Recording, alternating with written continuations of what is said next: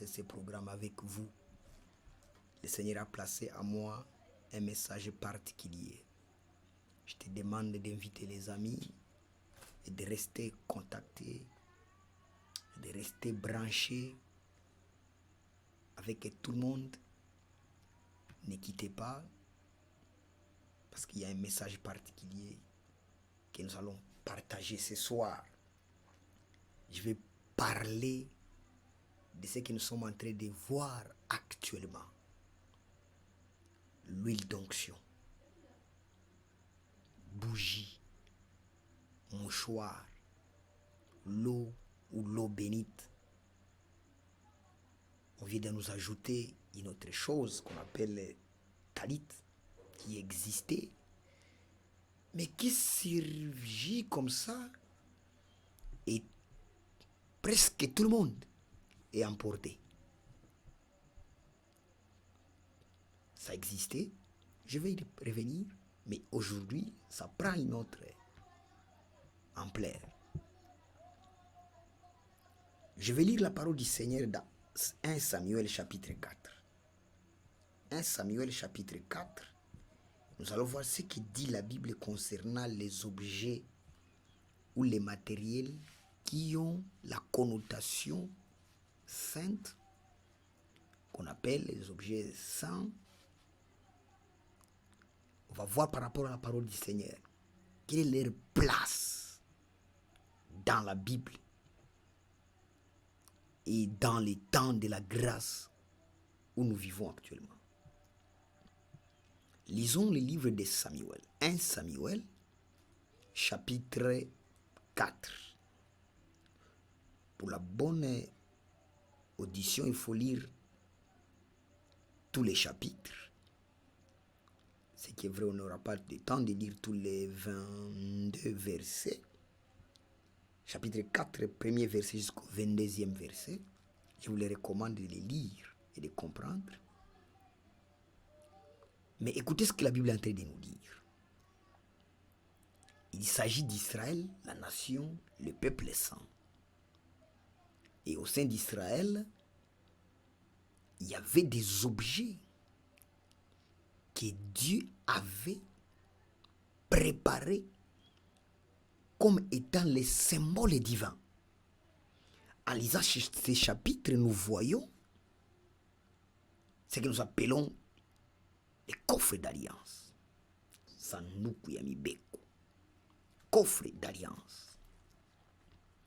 La Bible nous dit que ces coffres symbolisaient Dieu parce qu'ils contenaient les matériels, les objets qui étaient destinés à l'œuvre de Dieu, ou les objets qui avaient une histoire particulière. Parmi ces objets, nous pouvons voir ou citer une partie de la manne. La manne qui était une nourriture qui tombait du ciel. La manne qui veut dire quelque chose qui n'a pas de sens, qui n'a pas de signification.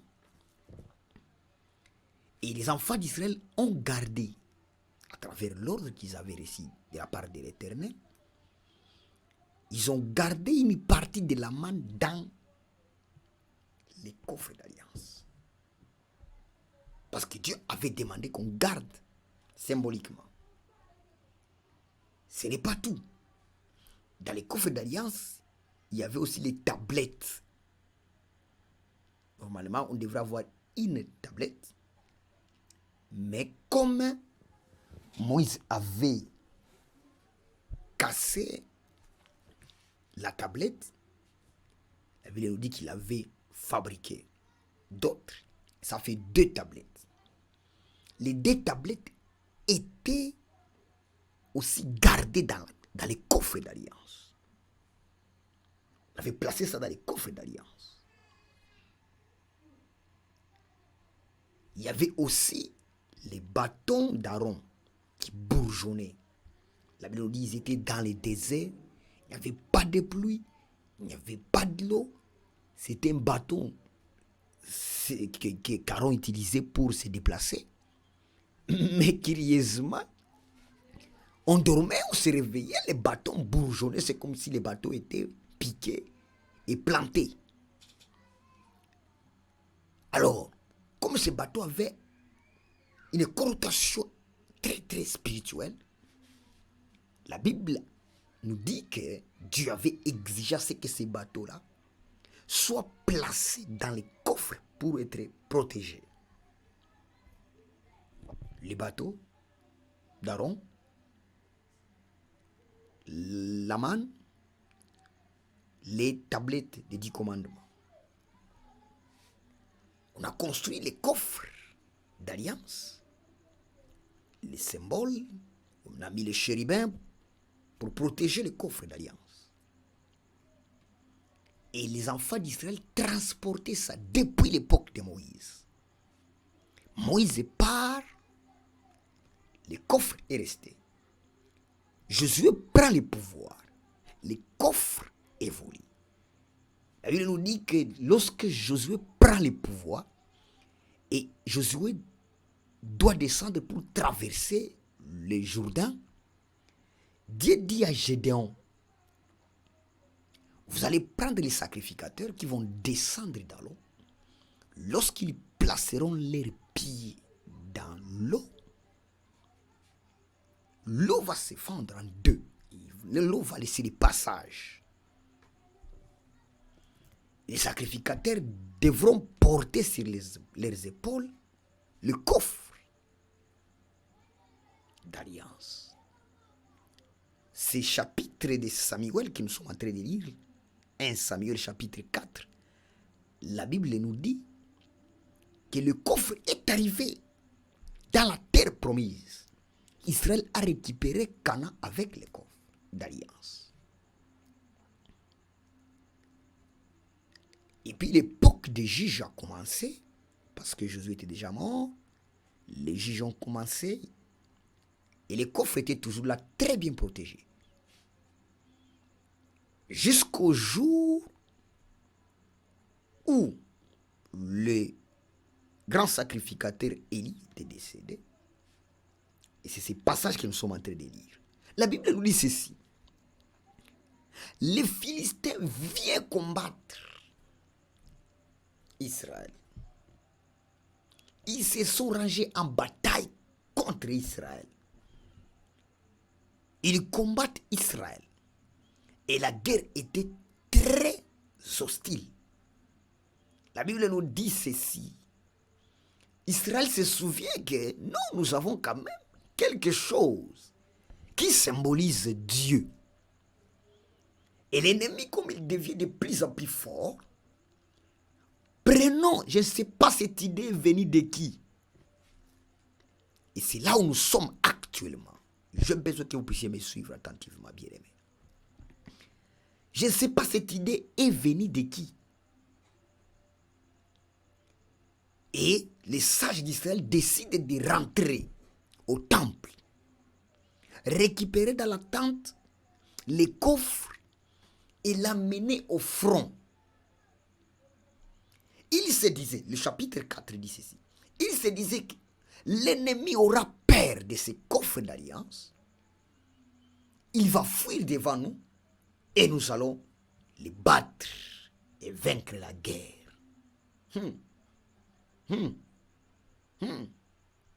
La Bible dit ceci. Il rentre, il récupère au temple, il laisse l'homme de Dieu, l'homme qui a été appelé, l'homme qui est oint, les sacrificateurs, Élie, l'homme qui a l'ordre de Dieu, on l'abandonne, on le laisse au temple, on récupère un objet. On récupère un objet. Ah, bien aimé, on récupère un objet. Les coffres d'alliance. On amène les coffres au front. Les versets, la Bible nous dit ceci, dans 1 Samuel chapitre 4, qu'on a frappé les soldats, qu'on appelle l'armée de Dieu, les soldats d'Israël. Ils ont perdu la guerre ces jours-là, bien qu'ils avaient dans leur camp les coffres d'alliance. Ils ont perdu la guerre. Ce n'est pas tout. Les Philistins sont venus et les Philistins ont récupéré ces coffres. Alors qu'Israël pensait que les coffres d'alliance vont les défendre. Les Philistins récupèrent ces coffres et ils amènent les coffres chez eux. Les coffres est passé du camp de l'ennemi, du camp d'Israël vers le camp de l'ennemi. Alors que, selon Israël, selon les enfants d'Israël, c'est les coffres-là qui symbolisaient Dieu. L'ennemi aura peur de ces coffres-là. Malheureusement, l'ennemi, ce jour-là, les a battus. En lisant, il dit, plus de 30 000 hommes ont perdu la mort ce jour-là. Et les coffres sont partis dans les camps de l'ennemi. Qu'est-ce que je vais dire par là? Aujourd'hui, et en voyant les titres que j'ai mis là-bas, on va nous présenter les histoires. Bien-aimés enfants de Dieu, faites attention. Dieu n'est pas dans les histoires. Dieu n'est pas dans les objets. Dieu vit dans l'homme. C'est l'homme qui est sa créature. C'est l'homme qui accepte Dieu. C'est l'homme qui croit un objet, quelle que soit son origine, quel qu'elle soit le fabricant, quel qu'elle soit le composant de cet objet-là, il reste objet. Il reste objet. Et Dieu ne peut pas habiter dans un objet. Donnez le nom que vous voulez, appelez ça saint, ou je ne sais pas comment, venant de telle origine. Dieu n'habite pas dans un objet. La Bible nous dit ceci. Les enfants d'Israël ont perdu la guerre ces jours-là. Qu'est-ce qu'on veut nous dire aujourd'hui? Qu'est-ce qu'on veut présenter au peuple de Dieu? Je priais la fois passée et Dieu m'a parlé en tant que prophète. Il m'a montré beaucoup d'églises, surtout ici dans la ville de Kinshasa. Les grands pasteurs, les grands noms, les grandes églises. Beaucoup de gens. Mais le Saint-Esprit m'a déplacé, il m'a fait visiter des églises dans l'esprit. Je vis obscurité, que de l'obscurité. Alors que c'est pratiquement impossible que ces églises-là, en voyant, qu'on puisse dire qu'ils sont dans l'obscurité. Mais le Saint-Esprit m'a révélé. Il m'a dit, prophète Benjamin, mon fils Benjamin, ne soyez pas intimidés. Ne soyez pas intimidés par les noms, par l'effectif, par les bâtiments. Il y a beaucoup d'églises, beaucoup de gens, beaucoup de communautés.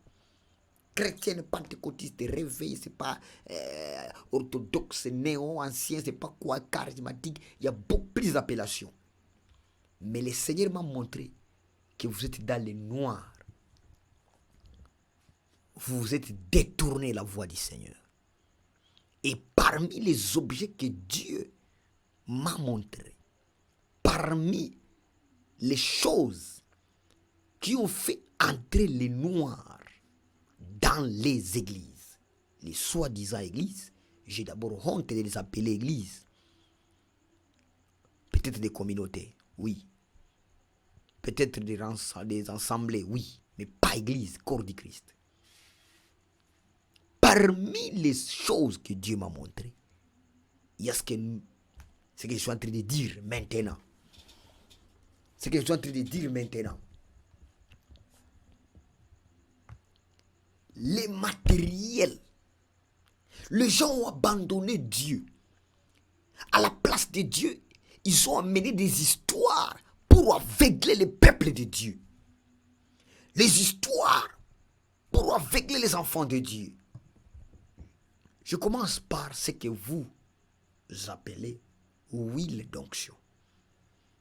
Huile d'onction. Fabriquée à base de quoi? Olive. Olive, c'est un arbre. Moi, je n'ai pas de problème avec l'olive. L'olive, c'est un arbre. L'olivier. L'olive, c'est un fruit. L'olivier, c'est un arbre. Il donne les fruits, il donne l'huile. L'huile d'olive. Je consomme ça dans la sauce. Ma femme prépare pour moi l'huile d'olive. Je mange. C'est pour autant que je suis en train de manger l'onction? Je ne sais pas. Est-ce que je suis en train de manger l'onction dans l'assiette? On part au magasin, on achète dans un supermarché une bouteille. On a mis ça. Est-ce qu'on achète l'onction comme ça? Oui, ça arrive entre les mains d'un homme. Oui, il s'appelle l'homme de Dieu. Oui, il est pris pour ça. C'est pour autant que vraiment. Lisez les passages. Lisez la parole de Dieu. Cette histoire-là d'huile d'onction. Je veux bien, je n'ai rien contre les actions prophétiques. Dieu utilise les prophètes et il peut lui donner une formule comme il avait donné à Élisée. Lorsqu'il arrive à Jéricho, on lui dit que Jéricho c'est une belle ville bien située. Vous pouvez lire ça dans 2 Rois chapitre 6. C'est une ville bien située, mais il y a un problème d'eau. Il y a un problème d'eau dans cette ville. Et l'homme de Dieu décide de faire quelque chose conduit par l'esprit. Il passe à l'action prophétique. Il passe à un geste. Il commence à faire les gestes et l'action prophétique. Il demande du sel. Et il va, il jette sur une assiette neuve. Il jette du sel. Est-ce que c'est pour autant que le sel devient? Jésus parle l'exemple de ce bon samaritain qui a pris de l'huile, il a placé. Et très loin, dans Jacques, la Bible dit, si on amène auprès de vous un malade, si quelqu'un d'entre vous est malade, qu'on appelle, ou bien qu'on l'amène, qu'on appelle les anciens, c'est-à-dire les hommes de Dieu, et qu'il prie pour lui en loignant d'huile. C'est ce que dit la Bible. J'aime la Bible, je respecte la parole du Seigneur. Oindre les malades, l'onction des malades. Oui, c'est une formule, comme l'a dit. C'est une formule, comme les offrandes, comme les baptêmes, c'est une formule. Comme toute autre formule qui sont dans la Bible, avec leur poids. Mais je suis contre qui que ce soit qui pourra dire que cette huile-là peut vous aider dans un combat. Ça sera la même chose avec les coffres. Et beaucoup des enfants de Dieu, beaucoup d'enfants de Dieu tombent comme ça. À la place d'évoquer le nom de Jésus, qui est au-dessus de tous les noms, à la place de prier, à la place d'avoir la foi en Dieu, à la place de demander à Dieu, ils évoquent, ils prennent, ils mettent de l'huile d'onction. C'est bien. Mais écoutez ce qui s'est passé en Israël. 1 Samuel chapitre 4. L'huile d'onction. Mouchoir, manteau. J'en ai, j'utilise ça régulièrement. La Bible nous dit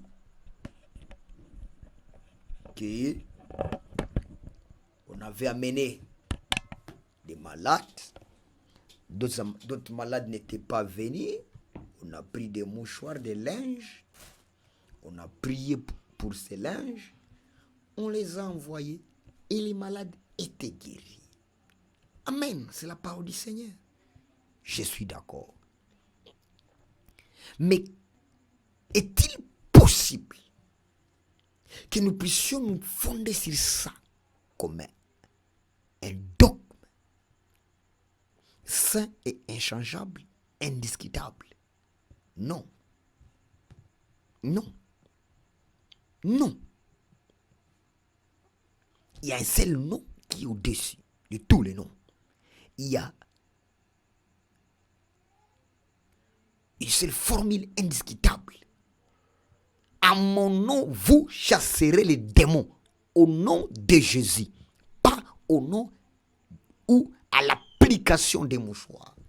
À l'application de l'huile, vous chasserez les démons. Ce passage-là n'existait pas.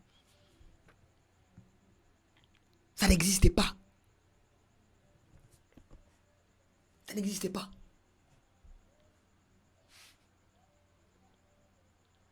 Les chapelets, tasbir, chapelet, ça des noms.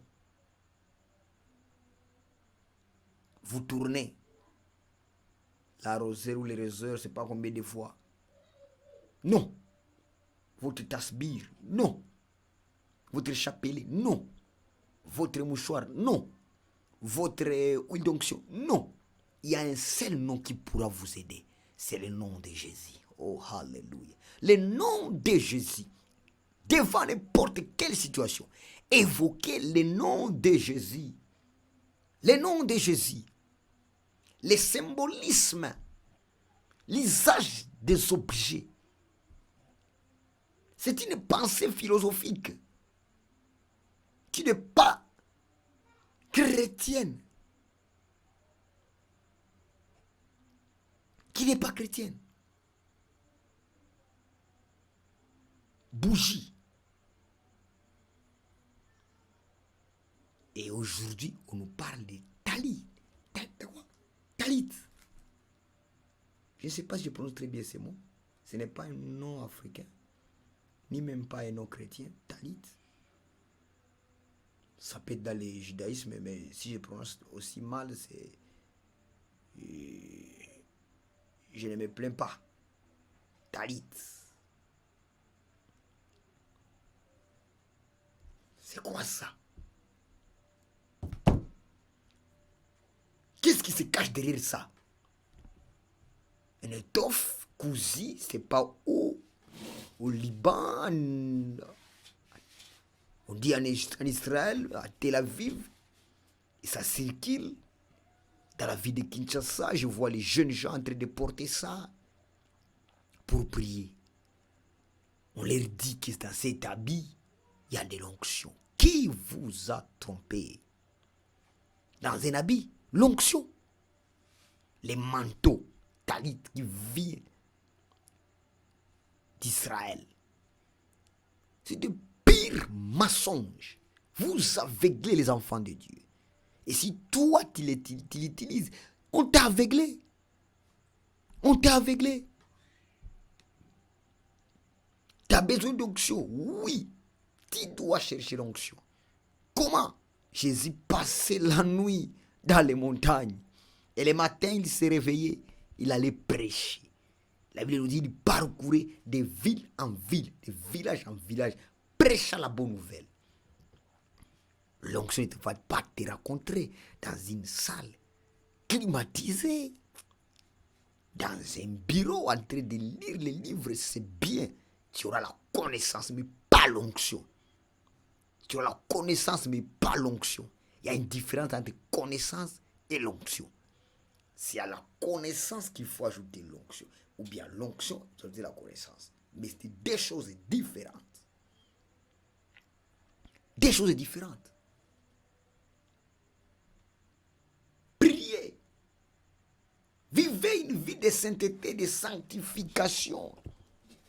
Cherchez Dieu. Priez. Lisez la parole du Seigneur.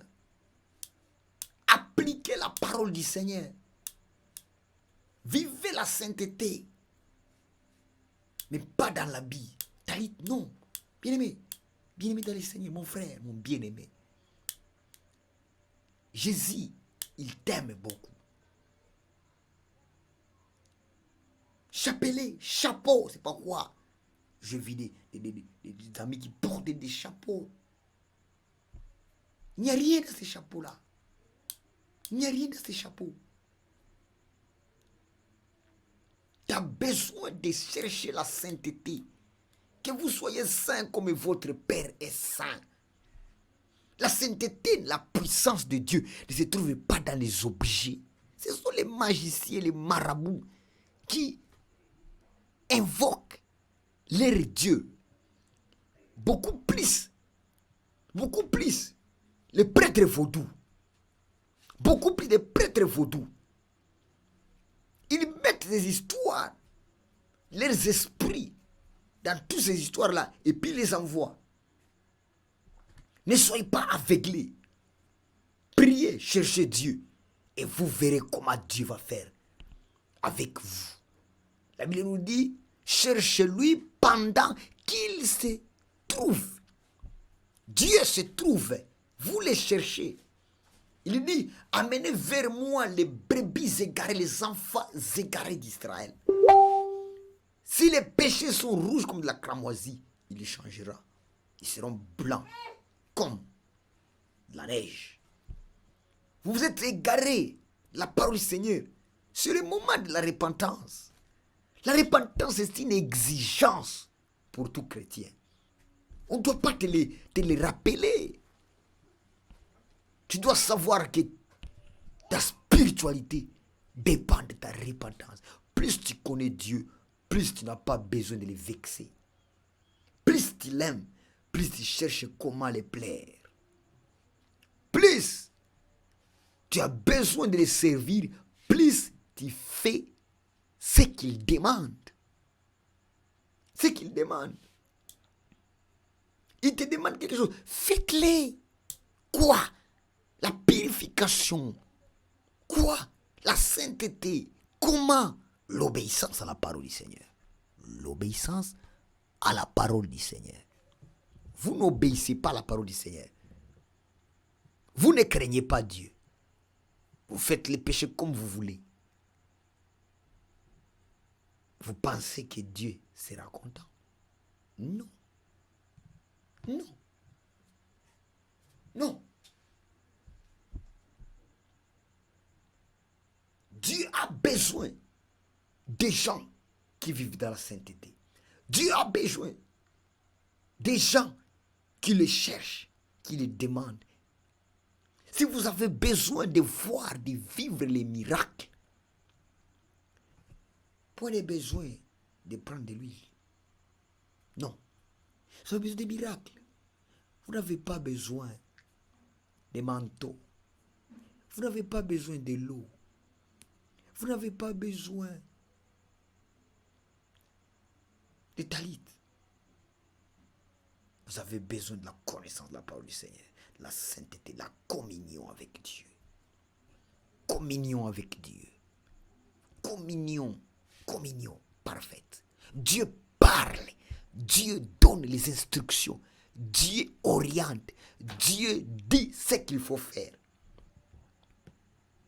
Dieu dit. Et quand il appelle quelqu'un, il lui donne les conduites à suivre. Quand vous lisez la parole, vous allez voir que l'appel de Jean n'est pas celui de Pierre. Vous allez voir que l'appel de Jérémie n'est pas le même que celui d'Ésaïe. Mais toi, tu veux être comme le vieux Oyedepo. Toi, tu veux être comme le vieux Mutombo. Toi, tu veux être comme mon frère Joël. Tu veux être comme mon frère Tounas. Tu veux être comme Makanzu. Non. Makanzu est Makanzu. Joël est Joël. Tounas est Tounas. Alpha Lukao et Alpha. Chacun a son appel. Tu veux copier parce que tu n'as pas encore rencontré Christ. Dans l'appel, tu dois te dire que je dois suivre Dieu jusqu'au bout. Donne-moi les instructions nécessaires. Un chrétien, à un moment donné, il doit s'asseoir. Il doit prier et dire à Dieu, nous allons jusqu'où? Quelles sont les instructions? Regardez l'image d'Isaac avec notre père Abraham. Isaac Un fils de la promesse qui arrive pendant le vieux âge d'Abraham. Et Dieu dit à Abraham, donne-moi Isaac. Abraham obéit. Ce qui m'intéresse, c'est le chemin que Isaac fait avec ce vieux-là. Le vieux-là, Abraham. Le très respectueux Abraham. En route, Isaac pose une question pertinente. Il demande à papa Abraham. Il dit, papa, mon père, tout est là. Le feu, le bois, tout est là. Mais une chose n'est pas là. L'offrande est où? Abraham dit à son fils Isaac, le Seigneur pourvoira. Isaac dit, nous allons. Le Seigneur va pourvoir là-devant. Je n'ai pas besoin de connaître ce qui va se passer. Il a dit que le Seigneur pourvoira. Aïe. Il a dit que sur la montagne, le Seigneur pourvoira. Nous allons et nous croyons qu'il pourvoira nos besoins. C'est ça être chrétien. On n'a pas besoin de s'inquiéter. On n'a pas besoin de se tourmenter. Je pars avec lui. Je sais qu'il pourvoira. Il pourvoira. Bien-aimé, je parle avec toi. Avec toi, le Seigneur a besoin de faire quelque chose dans ta vie. Le Seigneur a besoin d'amener une solution dans ta vie. Il a besoin de toucher quelque chose dans ta vie. Il a besoin de pourvoir à tes besoins. Ne t'inquiète pas. Ne te pose pas de questions. Ne cherche pas à vouloir comprendre. Ça va aller comment? Ça va se passer comment? Mais laisse-moi te dire qu'il pourvoira à tes besoins. Il est là prêt à intervenir. Il est là prêt à apporter la solution. C'est à toi seulement qu'il faut se confier à lui. Et dites à Dieu, je suis incapable. J'ai copié, j'ai imité les histoires. J'ai copié, j'ai voulu faire comme les autres. Mais laisse-moi te dire que tu as besoin de faire comme Dieu le veut. Tu as besoin de marcher comme Dieu le veut, de faire comme Dieu l'attend. Oh, alléluia. Il a besoin de t'amener dans une autre dimension particulière, que ton appel soit particulier, que ta connaissance de la parole du Seigneur soit particulière, que tu vives comme Dieu le veut, mais pas comme le monde le veut. Il a besoin de faire quelque chose avec toi. Il a besoin de t'amener dans une autre dimension. Il a besoin d'ouvrir pour toi les grandes portes. Mais il te dit, ne te confie pas à ce siècle présent. Ne te confie pas à ce siècle présent. Ne te confie pas à ce siècle présent. Ne te confie pas à ce siècle présent. Car chaque chose passera. Mais la parole du Seigneur ne passera jamais. Ne te donne pas. Ne se confie pas à ceux qui se tournent autour de toi. Oui, d'onction, chapelet, talit, eau bénite ou quoi que ce soit, ça n'apportera pas la solution à tes problèmes. Il y a un seul nom qui peut t'aider, c'est le nom de Jésus. Dans le nom puissant de Jésus-Christ, je prie pour toi afin que tu sois fermé, que tu puisses comprendre les messages de la parole du Seigneur. Nous vivons un temps difficile, un temps où les faux prophètes, les faux docteurs, la doctrine des démons est en train de circuler. Les démons enseignent pour le moment. Ils sont dans le cœur des gens. Il y a beaucoup de gens qui sont possédés, qui ont besoin, qui doivent être aussi délivrés. Ils sont nombreux. Mais ils s'appellent prophètes. Ils sont là. Ils sont là, ils sont en train de s'appeler apôtres, bishops, prédicateurs. Mais possédés. Et malheureusement, ils sont en train de corrompre plus d'un les enfants de Dieu. Je vais prier pour toi. Je te passe aussi mon numéro. Tu as besoin